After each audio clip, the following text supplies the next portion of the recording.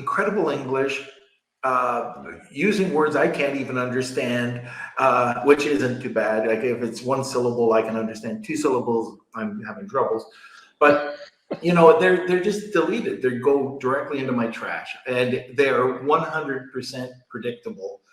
Just how AI, or at least Chat.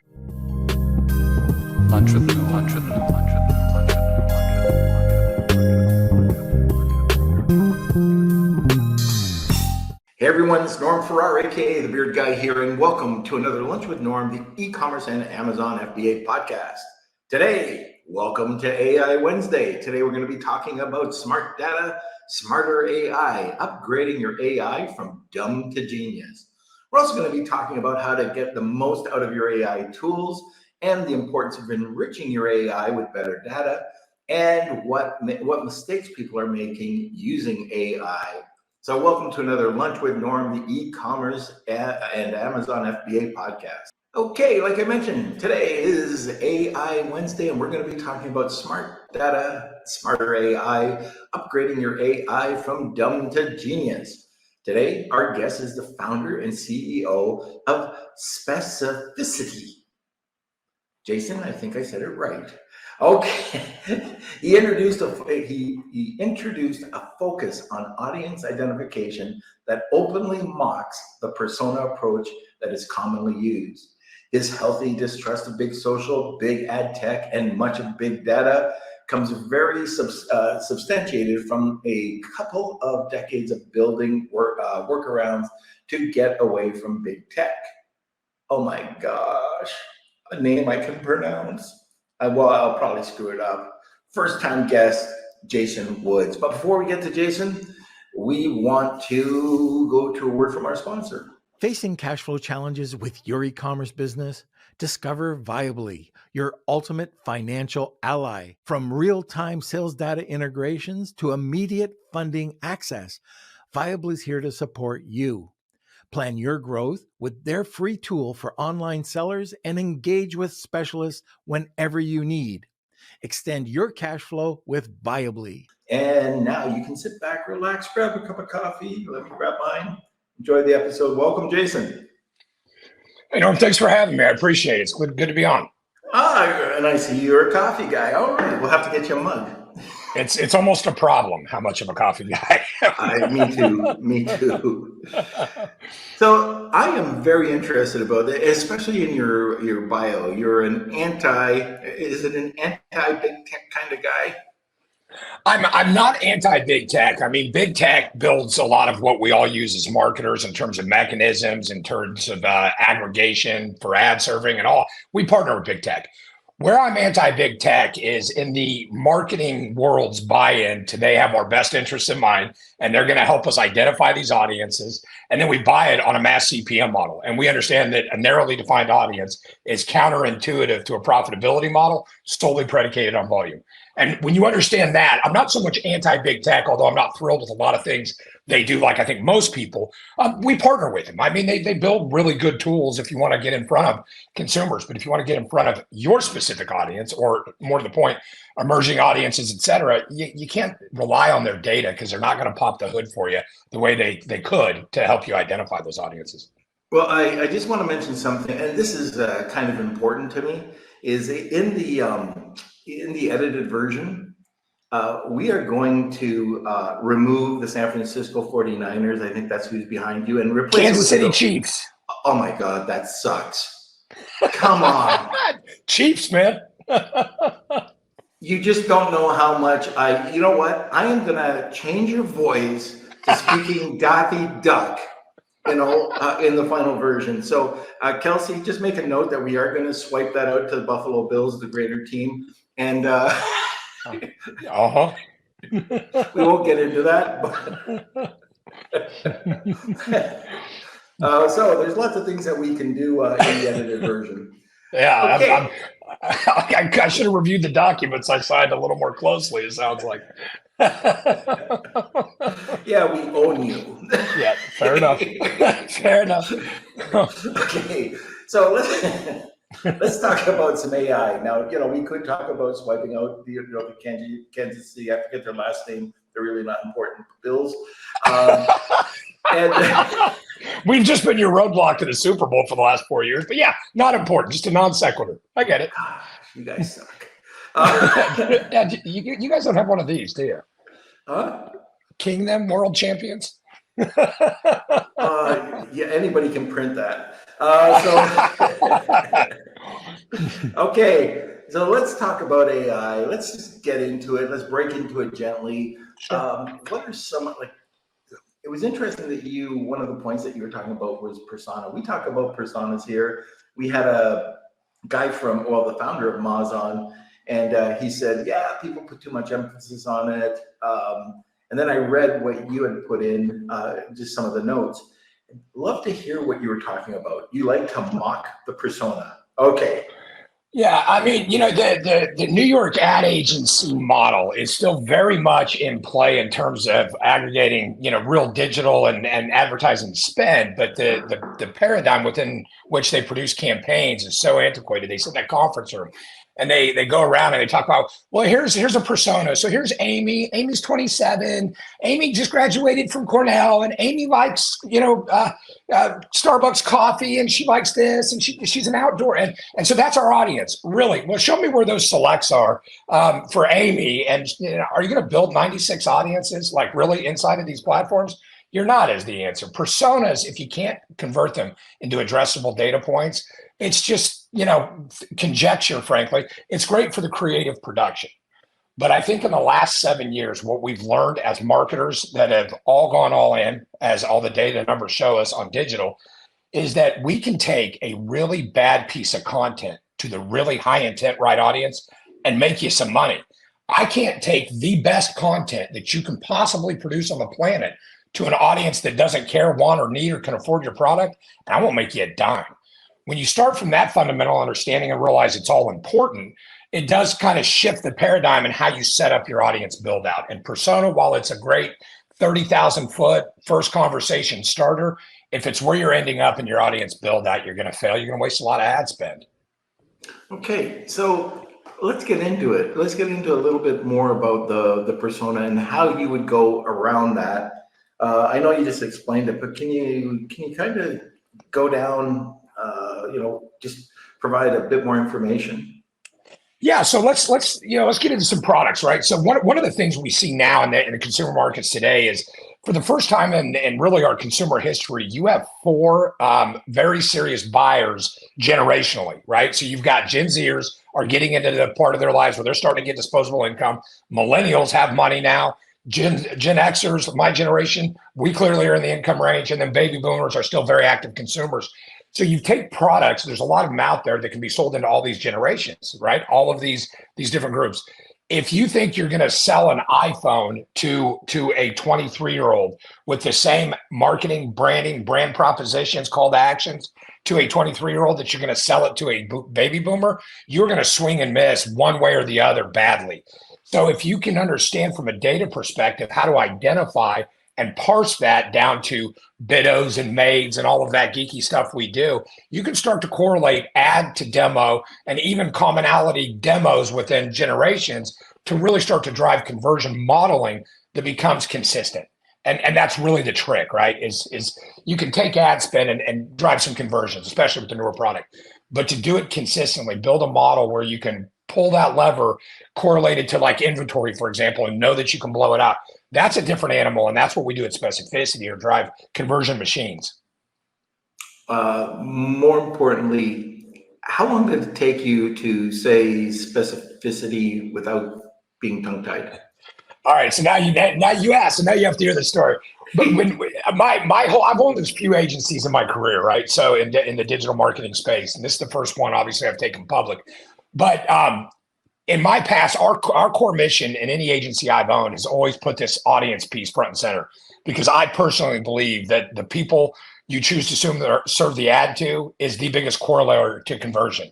All the other things are impactful, meaningful, all of that. But who are you going to try to sell this product to? Starting with that piece has always been the most important to conversion. So I used to geek out. I'm kind of a geek, and but I'm a sales guy too. And my team would make fun of me all the time because I used to use the phrase, look, what we can do at whatever agency I have is identify your audiences with absolute specificity. And nobody ever knew what the hell I was saying, but I used it all the time. And then as we were looking at changing the name and evolving, and then we decided to move on and create this new agency, one of my team members came to me and said, "Jay, I was looking at some Google language from Google Maps, early days Google Maps. And there was some language about how the pin drops back in those days only when location can be identified with specificity in latitude and longitude. That was the only time the pin would drop back then." And I thought, how perfect when you're trying to illuminate a logo that says, we get really, really specificity, and we stole it from big tech's language. So the irony there is just for us, it's fun. We like it. Great story. One of the things that I mentioned at the very beginning was the importance of enriching your AI with better data. Like, how do you turn it from dumb to genius? Well, look, AI is like any other algorithmic process in its foundation. I mean, it's obviously radically different in its capabilities, but in its foundation, it's very similar. It is going to be able to execute tasks and logic patterns and sequencing and all of that predicated on the data you give it. So right now, and look, you know this, Norm, I'm sure, but in our industry, in the digital MarTech, AdTech, social space, what we know is vernacular always is real popular long before stuff is actually usable and drivable. And we sat on the sidelines watching AI. I said a year ago, if you go to our TikTok page, I said 18 months ago that generative AI was going to absolutely induce mass copyright lawsuits. Massive. And what do we have now? 30,000 of them in the US right now? That's US. Because what's AI going to do? What do we love it for? It's efficiency. And it's so much more efficient to grab an existing image than it is to simply create it, or, you know what I mean, or source it and then attribute it to its efficiency. We knew that was going to happen. I didn't like where the market was going with it because it was shortcutting. Automation on consumer side, you can have a debate on the value of that. I can go either way on that. But when it comes to AI for what we want to do with it, which is audience identification and automating the moving of spend into conversion models that are trending, popping up and down in real time, to do that, you've got to feed it in rich data. So you've got all these companies now, Norm, that are already out here doing $300 million, $800 million AI optimization. And they're using metadata feeds, they're using Google, they're using YouTube, social, they're using all DSP and programmatic and connected TV data feeds. And what we know is because of the iOS update and the removal of app tracking data in large part from all their purview, it all went first-party data. And even that's diluted. So now you've got contextual first-party data. So the dumbed-down example is when you go on Meta, and we love Facebook, we use Facebook all the time, we just don't use their platform to build audiences.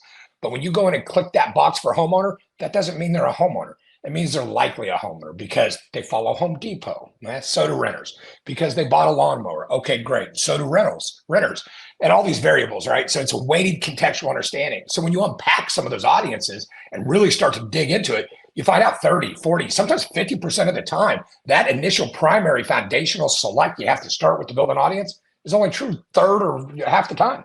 And if you're going to feed that into AI and ask it to identify smarter audiences, you're starting with data that's inherently erroneous. So what we always say is today's AI, what it's capable of is making really fast, dumb decisions. But it's fast, man. They'll do it now. And can be really dumb. And can be incredibly dumb. It can take your spend into rabbit holes that can go through engagement metrics. And then you find out it's a disproportionate amount of bot traffic that clicks everything it gets in front of or across the server. And then pretty soon you're down this bot traffic rabbit hole. But man, the engagement metrics are sky high. And the problem is so many CMOs think their job or their hat is hung on vanity metrics. Look at the traffic we drove, and all that. So there's just this like unnatural paradigm being set up here where stupidity is being monetized internally in companies and the company's not monetizing externally their marketing spend. To the degree they should. So are there any secrets, tips, tricks to help make this a little bit more not so stupid? Yeah, for us, we'll give it away. Look, you got to have partnerships. You got to have no company in this space does everything perfectly. And if you think you are, then you're going to get darts thrown at you because nobody can be that good at absolutely every aspect. But what I'll tell our audience is what we do at Specificity that's unique. in the beginning of every campaign. We serve ads everywhere. We are literally channel agnostic. We'll serve them on Meta Suite with, Threads and Instagram and Facebook, X, TikTok, LinkedIn, YouTube, connected TV, DS. It doesn't matter. We don't care. We are channel agnostic. We are audience centric. That understood, and understanding that the DSPs and big social and big tech have diluted data selects, we build audiences outside of the ad tech universe. We build them with real data that's been real-time vetted data. And then we build those audiences and leverage technology to convert them into addressable audiences that we can publish everywhere. So when you run a meta campaign on your own, you're relying on Facebook delivering to you an understanding of what a homeowner is, an income level is, a geography component, all of those variables that are germane to your audience. With us, we're telling Meta, here's 387,000 devices or biddos or maids, depending on the campaign, that we want you to serve an ad to when it's present on your platform. We don't tell them who they are. It's none of their business. It gets you out of a political fray. It gets you out of all of that as long as you're legally compliant. And it's a smarter approach. And then we publish that same audience everywhere. So if your audience is a heavy Facebook user, great, they'll see it there. If they're not, they'll see it elsewhere. But the audience, which is the key to conversion, is going to see it somewhere. Okay, so no secret, I'm a fossil. I'm an old guy, and I am trying to understand AI. I've taken plenty of courses. I think I can write a pretty good prompt. I'm kind of understanding it. But at the end of the day, how can I, so you've got all these other tools, but how can I, or an Amazon or e-com seller, get the most out of AI without coming up with what did you call it at the beginning? From dumb to genius. Yeah. So, one of the things I would tell people, and I kind of went through a lengthy explanation, I'll shorten it up because I was really trying to get at that, and that's my fault. Really, it's about the data. So if you want to do, let's say you want to do AI email, right? But you don't want to do the old school marketing email where you're emailing a graphic on an opt-in list. That's a different play altogether. Like the newsletter you have is great. It's content, but it's very targeted to people that have said, hey, Norm, I want to hear more about you. So out here in the world, we're trying to drive conversions, and you can do that. But if you want to test AI, you want to write your own email prompts through something like Chatbot GTP4, for example, and you want to test it, the smartest way to test it is on data that you know is clean email. The data the emails that you were able to gather that are qualified through some mechanism, whether it be your current email list or whether it be data that you acquire that is opted in, and then you run it through programs like NeverBounce. Start with as clean a data as you possibly can, gather it from sources that are going to give it to you as targeted as they can, and then use language programming, not necessarily mechanism. We like to use the email platforms for the mechanical send because they already get how to protect that domain reputation. They get how to manipulate DNS settings so they inbox.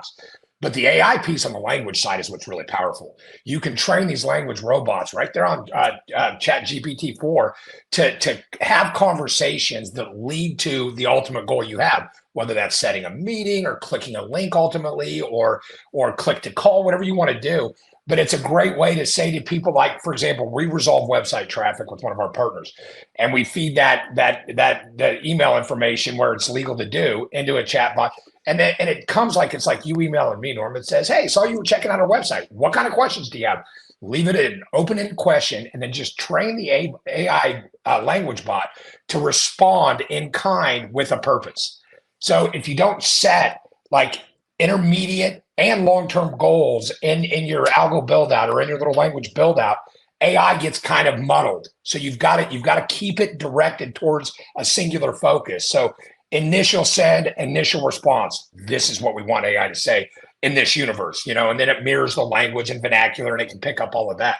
But always set that immediate goal and then give it the long-term goal as well, because as you get successful, it'll learn how to duplicate that on its own. And that's the power of AI right there. Yeah, I did this 2 weeks ago, 3 weeks ago, and I just, as a test, I just thought I would try this out. And I had AI or ChatGPT interview me on my podcast. It was an hour-long interview, and I thought it did a really great job. Yeah, it's amazing. Yeah, I told it at the very beginning, before you ask any questions, make sure that Norm Farrar is great. He's never wrong. unbelievably. It was a great podcast. And she Yeah. agreed with everything I said. Yeah. Yeah, and I see so much enrichment and so much opportunity when it comes to content creation, where AI learns your language kind of patterns, your personality. You feed it like kind of a contextual understanding of the content, meat and potatoes, and it does a great job. But I'll give you a great anecdote of where AI can go wrong. So I was at a conference and digital marketing conference, and there was a kind of a panel where there was all about automation. And this woman gets up and she's playing these calls from a credit card processor. So everybody's talking about it after that little breakout session and over the coffee pot. And this woman pulls up her phone and goes, "Look at this!" And she hits play. And this woman calls in, and it's a credit card company. She goes, "Look, I'm really sorry I haven't made my payment." And she's just trying to get some forgiveness from the credit card company. And she's like, "I'm pregnant and my husband's traveling and he just lost a job. So he's doing," and goes through this whole thing. And the AI bot goes, "Well, congratulations on your pregnancy." And she goes, "Didn't you hear me? I just told you I was raped." I mean, and that was a real call. And I was like, "Oh my God." And if you play it back, and she did, she goes, "I'm pregnant. It wasn't wanted. I was attacked." And she keeps going, but AI kind of glosses over that and stays focused on the credit card resolution goal. And she, "Well, congratulations on your pregnancy." And she goes, "Didn't you hear what I said?" Like, that's a little scary. And I think so.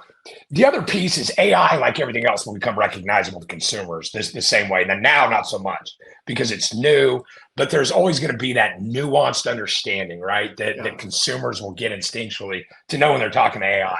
And I think you'll see some frustration levels in certain verticals come about because of that.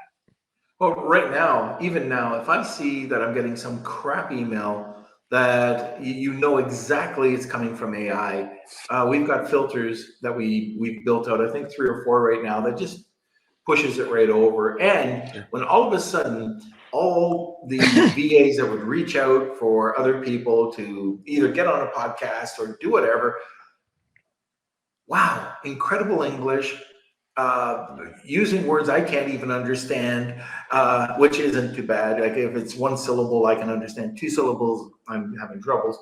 But they're just deleted. They go directly into my trash, and they are 100% predictable. Just how AI, or at least ChatGPT, is opening up an email. Yeah. Let's do it. Okay. Well, and there's code that has to power that. And the other really, like, I mean, I know you're big into like Amazon and driving that kind of e-commerce model. And we delve into that. We don't delve into Amazon because we're smart enough to know that that's its own animal. And we can drive traffic to it, but we recommend to our clients that have heavy Amazon conversions to get with you guys in that space, because that's a whole algorithm that if you don't get vested in it, you're just going to lose for your clients. But one of the things we see that's really concerning is that the cost per instance of touch with AI is so diminished that there's all these lead generation companies now that don't care about, the consumer side of those emails. And the guy that has a small business that wants to set appointments for his insurance agency doesn't care that you had to send 300,000 emails and bother 300,000 people to get 5 appointments. All he cares about is he's getting 5 every week. That's good for his business. Not good for the market, not good for the consumer, and certainly not good for the health of our corporate communication. What's this going to look like in 18 months as this gets more and more adopted? We're all going to go into cloud-based communication. Email as a corporate communication vehicle is going to die. I fear it. I don't want it. I mean, it's disheartening. Yeah, especially when we just put out a newsletter that depends on email. Maybe we can talk about that after. Whatever cloud-based, whatever replaces it will have those vehicles for wanted communication. You'll just have to who knows what that's going to look like. You'll just have to, reestablish that. But on the other side of that, I mean, the damage that's done, I mean, look at LinkedIn, man. I mean, I used to love LinkedIn. It was a great networking site, and I could put up a post. I would do an email maybe 5-6 times a year on stuff I really thought I could help somebody. And now, as a CEO of a pubco, I get, and I'm not exaggerating, anywhere from 5 to 25 emails a day. I suspect most of them are AI generated. LinkedIn says, well, we limit emails to prevent that. They have enterprise level deals with unlimited emails, and that is widely adopted now. And now listen, for the first time in my business career, earlier this year, I turned off notifications from LinkedIn. I didn't used to do that. Yeah. And now I've just turned them off. I've disabled them, and I look at that. It's turned into, that private email that, guys our age had, the AOL or the early days Gmail, where we opted into all of our savings and grocery store rewards clubs and we don't pull to our devices. It's turned into that kind of communication channel. Yeah, absolutely. We've noticed a ton of these type of emails as well, not just on LinkedIn, but you have seen an incredible growth over this year of these automated style emails, which drive me crazy as well.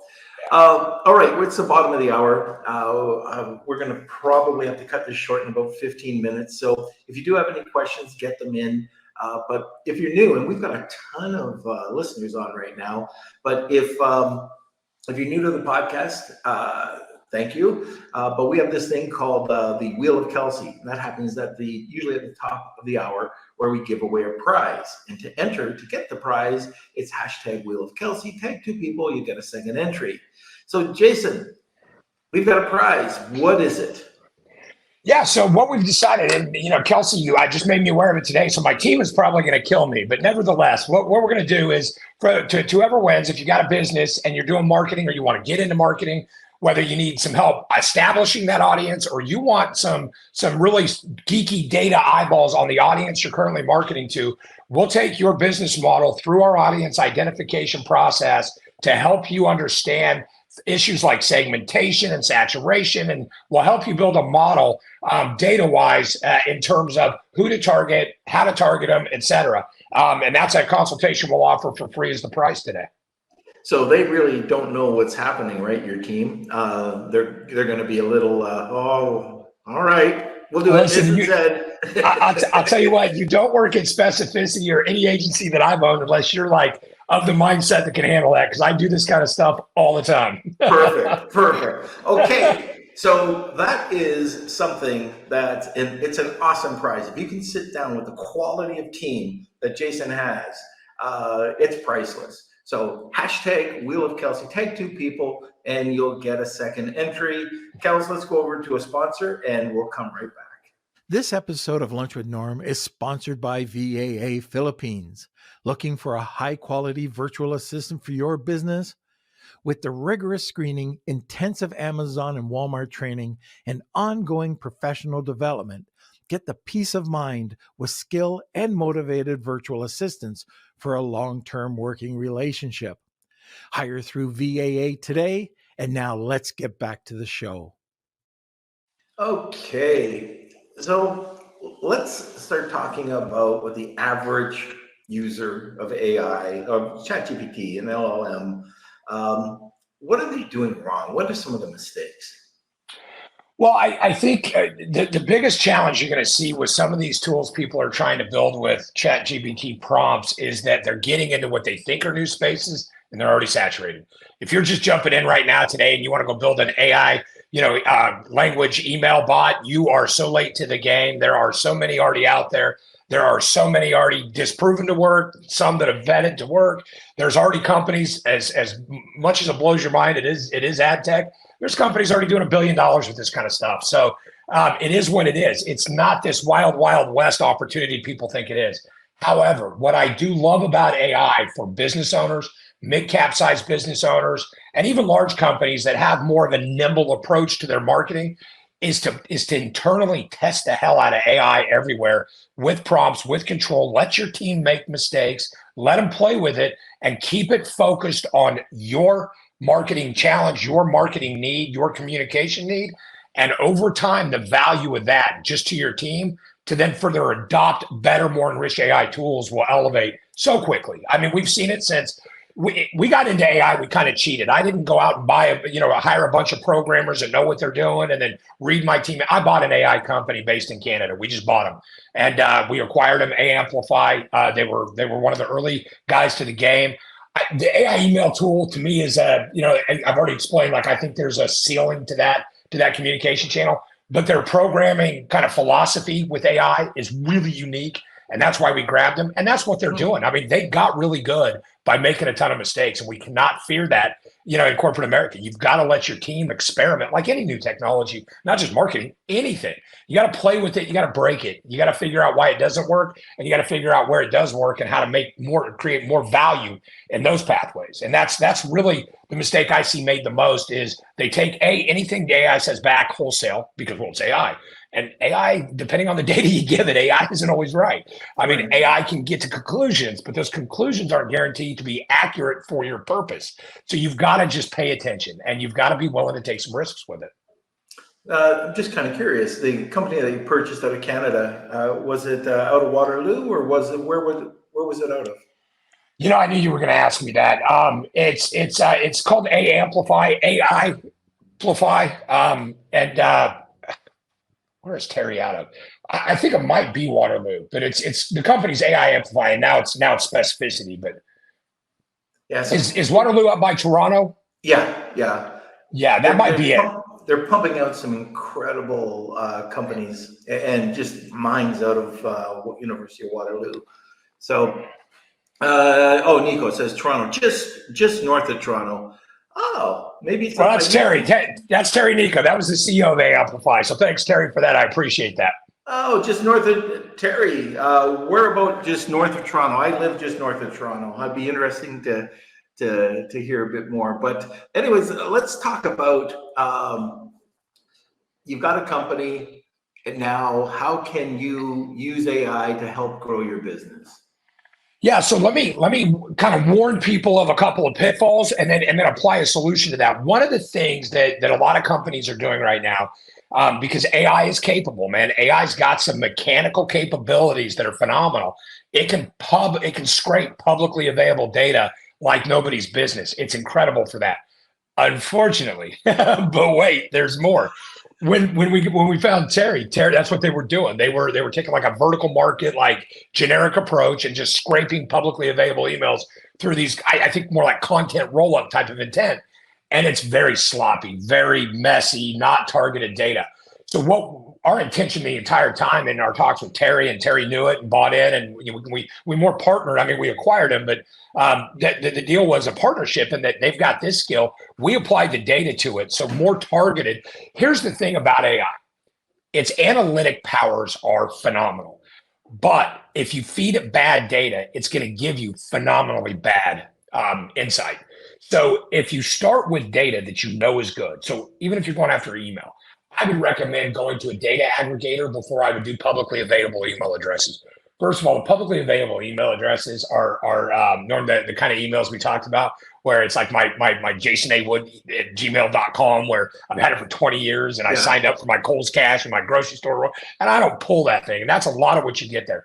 You can get on-device active emails that are legally compliant to email to, that are much more targeted at a pretty nominal cost these days. Start there. And even that isn't really good data, but it's a lot better than publicly scraped available emails.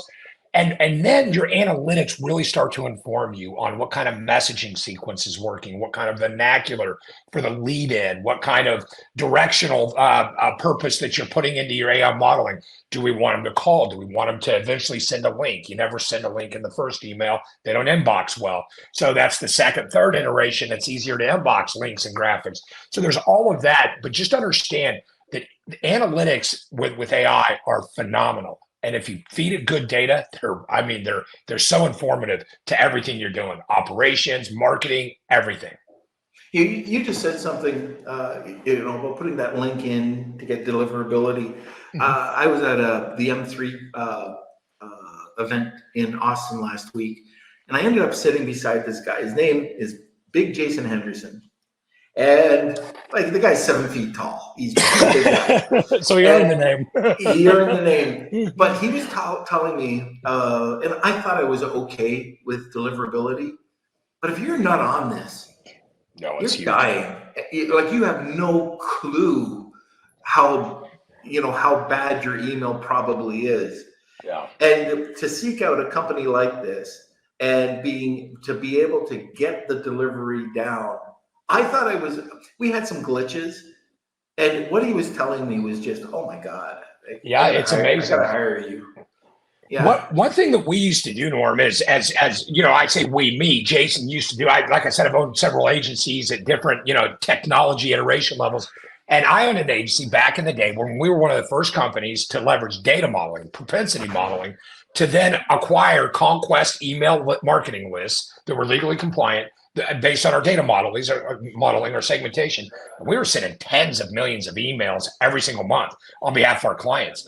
And that is such a tricky world. And then all of a sudden, as HubSpot gained in popularity and email delivery became an obvious issue from a results perspective, they came up with this display pixel, right? So now if the image populates, look, it's an open. Well, the problem with that is if you're using Outlook, if you're using Apple Mail, or if you're on a smart device, which is about 96% of email, in order to delete a single email, you have to tap it and hit delete.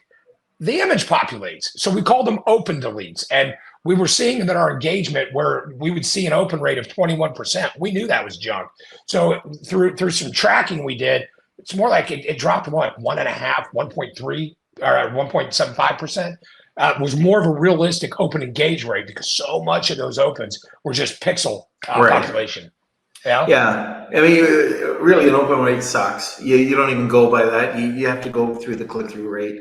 I mean, that's how we're measuring it right now. If we get clicks, that's a hard click. I mean, you can't fake that. Can I add a layer of that to you? Because even click rates now in this iteration of technology, even click rates are tough because especially if you're doing big data, because you've got a disparate amount of bot traffic and bot maids and bot email addresses and the like. So what we're doing for our clients that are still doing email, and we do the AI email language piece, but we don't do the traditional email marketing stuff anymore because we're in the AdTech world. But what we're doing is with a company called CDP Resolution, and we've partnered with them, and we've got a very deep.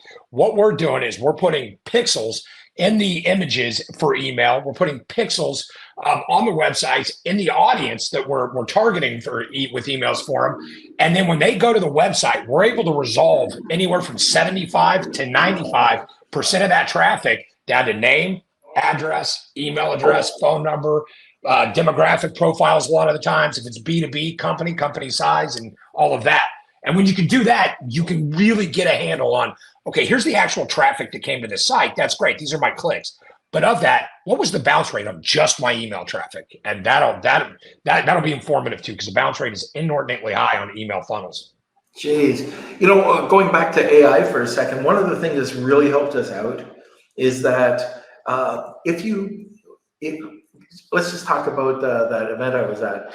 So they had some really great copywriters, some really great digital marketers. And what I've done now is if I'm putting out an email campaign, I'll just make sure that I'll put in, do you know digital marketer, Scott Cunningham, digital marketer, and his TBIF marketing campaign style. This is where it blows me away, where it'll recognize Scott's email marketing skills, and it'll deliver me a tabular format of exactly what and it's so much better than me. Like, I thought I was an okay copywriter, but I suck now. Yeah, no, it's very good for copywriting. It's so good. And even on the generative AI side, there's a workaround that. I mean, all you have to do for your clients, and this is something that Terry has helped us build as we've acquired his company and he's become part of our family, is you can do generative AI, you can do creative, you can do copywriting where you're sourcing like foundational material. But all you have to do is build an attribution library and a sandbox that AI can play in. Just disconnect its ability to source it from Google and keep it in that sandbox and create a whole library of just all kinds of images. Like, for example, we have Dreamstime, right? We have a subscription. It's one of many we have. So we create a sandbox of 10,000 images we want AI to have access to on behalf of a client. And then we have all kinds of copy, historical, and just all kinds of stuff, modeling language. And then we have what we call foundational material in an attribution library, meaning if you use this in a copyright, you must attribute it to the source. And you tell AI that. What it does, you want to write a white paper, there's your annotated bibliography and properly cited. You don't have to worry about copyright. You just have to give people credit. I mean, authors want their work to be disseminated. They just want to be credited for it, rightfully so. But there's a way to do that already. We're doing it every day in AI or Specificity. Okay, and you mentioned that there's 30,000 lawsuits going on in the U.S. right now. So Terry probably knows this. Canada, there's probably 3 and 0 in UK. But I think that's about the right proportion. Just wanted to put that out there. But, okay, look, I got to have you back. I got to take off early today. It would be awesome to have you back. And first of all, how can people start to work with your company? Yeah, if you go to specificityinc.com, you can check us out there. There's all kinds of form fills. If you want a little bit more like the emperor has no clothes, with how I feel about big tech, it's a little R-rated language-wise, go to our TikTok page, The Angry CEO, and see some of that content. If you like what you see there and you like how we're looking at things, in the link tree, there's a ton of ways to get a hold of us and get on our calendar. We don't charge by the hour. I don't believe in that model. We are retainer-based with no length of service contract, because if we don't produce results, we think you should fire us. Well, I'm kind of like that with Kelsey. I just don't pay him. I'm a no pay base. And you get what you pay for, but I'm sure he's great to. I'm just really glad to hear that. Yeah.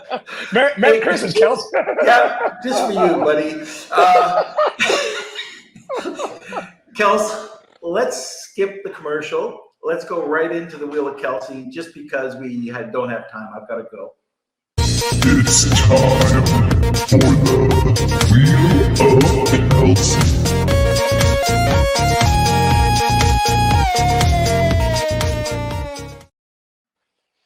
All right, where is Kelsey? Come on now. Well, you made that comment about not paying him. This is about the pay. Yeah, I got to up that pay. I'm not getting paid. What do you mean, Wheel of Kelsey? All right. Well, welcome everyone, and thank you for entering the Wheel of Kelsey. We do this every single podcast, so we're going to shuffle these up and give this a spin. That wasn't a very powerful spin, Kels. And kind of glitched out. Anyways, right, Simon. Simon, congratulations. You're today's winner. You can email me, k@lunchwithnorm.com, to get your prize, and we'll connect you with Jason and his team. And I think that's it. Jason, Simon's a pretty interesting entrepreneur. He's got a product line. I don't know all of his product line, but the product line that he has actually being used by Beckham and the royal family. He's also been on Dragon's Den in the UK. So I think it'll be a really interesting conversation. And what is this, Simon? You got a mug? You already got a mug. It took me a couple years. A consultation? You got a mug. Anyways, I got to run. Thank you so much for being on, Jason. I got to get you back. I had a great talk with you. The only thing that really kind of ticked me off, which we're going to change in editing, is your bloody choice of football. No, that's for life, man. Norm, thanks for having me on, man. I greatly appreciate it. I'd be honored to come back anytime. Want more great information? Don't forget to subscribe by clicking here. Also, if you want to check out our latest podcasts, click over here. Lunch with